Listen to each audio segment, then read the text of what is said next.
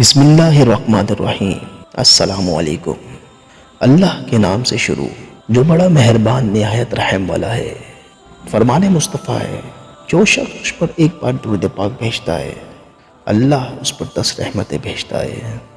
ناظرین کرام، آج کا ہمارا موضوع سب سے پہلا قاتل مقتول۔ ویڈیو شروع کرنے سے پہلے ہمارے اس چینل کو سبسکرائب بھی کیجئے اور بیل آئیکن کا بٹن بھی دبا دیجئے تاکہ ہر آنے والی نئی ویڈیو کا نوٹیفیکیشن آپ تک پہنچتا رہے۔ کومنٹ باکس میں اپنی رائے کا اظہار بھی کیجئے۔ شکریہ۔ روئے زمین پر سب سے پہلا قاتل قابل اور سب سے پہلا مقتول حابل ہے۔ قابل اور حابل یہ دونوں حضرت آدم علیہ السلام کے فرزند ہیں۔ ان دونوں کا واقعہ یہ ہے کہ حضرت حوا رضی اللہ تعالی عنہا کے ہر حمل میں ایک لڑکا اور ایک لڑکی پیدا ہوتے تھے، اور ایک حمل کے لڑکے کا دوسرے حمل کی لڑکی سے نکاح کیا جاتا تھا۔ اس دستور کے مطابق حضرت آدم علیہ السلام نے قابل کا نکاح لیوزا جو حابل کے ساتھ پیدا ہوئی تھی کرنا چاہا، مگر قابل اس پر راضی نہ ہوا کیونکہ اقلیمہ زیادہ خوبصورت تھی، اس لیے وہ اس کا طلبگار ہوا۔ حضرت آدم علیہ السلام نے اس کو سمجھایا کہ اقلیمہ تیرے ساتھ پیدا ہوئی ہے، اس لیے وہ تیری بہن ہے، اس کے ساتھ تیرا نکاح نہیں ہو سکتا، مگر قابل اپنی ضد پر اڑا رہا۔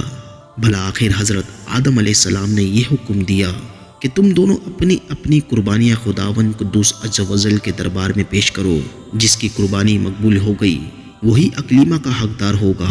اس زمانے میں قربانی کی مقبولیت کی یہ نشانی تھی کہ آسمان سے ایک آگ اتر کر اس کو کھا لیا کرتی تھی۔ چنانچہ قابل نے گیہوں کی کچھ بالی اور حابل نے ایک بکری قربانی کے لیے پیش کی۔ آسمانی آگ نے حابل کی قربانی کو کھا لیا اور قابل کے گیہوں کو چھوڑ دیا۔ اس بات پر قابل کے دل میں بغض اور حسد پیدا ہو گیا اور اس نے حابل کو قتل کر دینے کی ٹھان لی اور حابل سے کہہ دیا کہ میں تجھ کو قتل کر دوں گا۔ حابل نے کہا کہ قربانی قبول کرنا اللہ تعالیٰ کا کام ہے اور وہ متقی بندوں ہی کی قربانی قبول کرتا ہے۔ اگر تم متقی ہوتا تو ضرور تیری قربانی قبول ہوتی۔ ساتھ ہی حابل نے یہ بھی کہہ دیا کہ اگر تم میرے قتل کے لیے ہاتھ بڑھائے گا تو میں تجھ پر اپنا ہاتھ نہیں اٹھاؤں گا، کیونکہ میں اللہ سے ڈرتا ہوں۔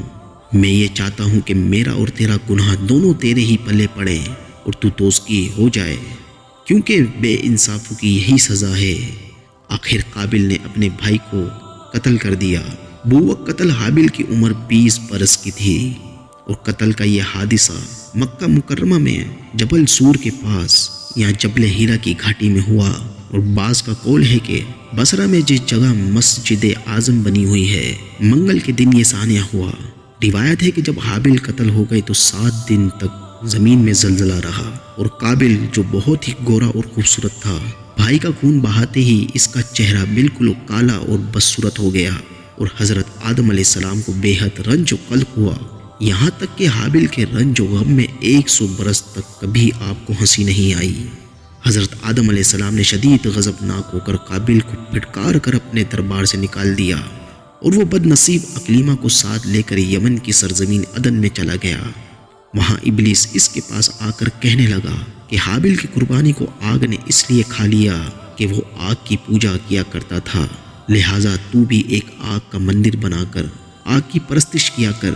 چنانچہ قابل پہلا وہ شخص ہے جس نے آگ کی عبادت کی، اور یہ روئے زمین پر پہلا شخص ہے جس نے اللہ تعالیٰ کی نافرمانی کی اور سب سے پہلے زمین پر خون ناحق کیا، اور یہ پہلا وہ مجرم ہے جو جہنم میں سب سے پہلے ڈالا جائے گا۔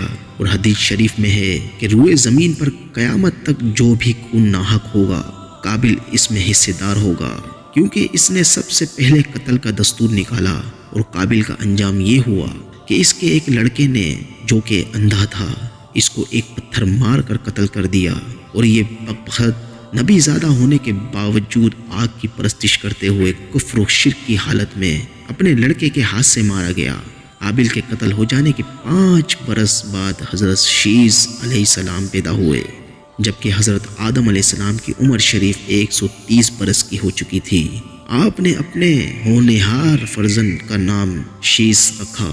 حضرت آدم علیہ السلام نے 50 صحیفے جو آپ پر نازل ہوئے تھے ان سب کی حضرت شیث علیہ السلام کو تعلیم دی، اور ان کو اپنا وصی و خلیفہ و سجادہ نشین بنا لیا، اور ان کی نسل میں خیر و برکت ہونے کی دعائیں مانگی۔ ہمارے حضور خاتم النبیین صلی اللہ علیہ وآلہ وسلم انہی حضرت شیث علیہ السلام کی اولاد میں سے ہیں۔